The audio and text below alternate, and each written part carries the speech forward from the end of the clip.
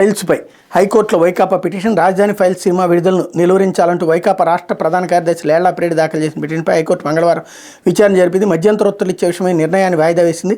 న్యాయమూర్తి justice yes Jayasurya ఈ మేరకు ఉత్తర్వులు జారీ చేశారు. ముఖ్యమంత్రి జగన్మోహన్ రెడ్డి ప్రభుత్వ ప్రతిష్టను దిగజార్చేందుకు ఈ సినిమా తీశారని సెన్సార్ బోర్డు జారీ చేసిన ధృవపత్రాన్ని రద్దు చేయాలని అప్పిరెడ్డి కోరారు. పిటిషనర్ తరపు న్యాయవాది వీఆర్ఎస్ ప్రశాంత్ వాదనలు వినిపించారు. చిత్రంలోని పాత్రలు ముఖ్యమంత్రి జగన్, ఎమ్మెల్యే కొడాల నాని తదితరులను పోలి ఉన్నాయన్నారు. వైకాపాను చులకం చేయాలనే ఉద్దేశంతో ఈ చిత్రాన్ని నిర్మించారని ఆరోపించారు. ఎన్నికలను దృష్టిలో పెట్టుకుని దీన్ని నిర్మించారన్నారు. ఈ నెల 15 విడుదల కాబోతోందని, ప్రదర్శన నిలువరిస్తూ మధ్యంతర ఉత్తర్వులు ఇవ్వాలని కోరారు అన్నటువంటిది. ఇందులో కించపరిచేలా సన్నివేశాలు ఏమీ లేవు.